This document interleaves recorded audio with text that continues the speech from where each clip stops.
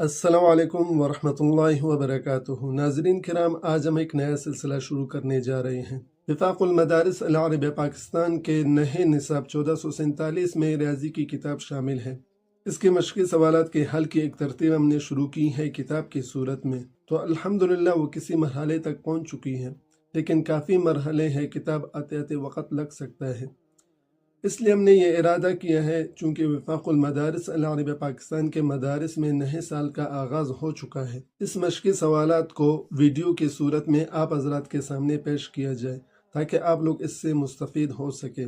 تو یہ سلسلہ صرف اللہ تعالیٰ کی مدد اور آپ لوگوں کی تعاون سے پائے تکمیل تک پہنچ سکتا ہے۔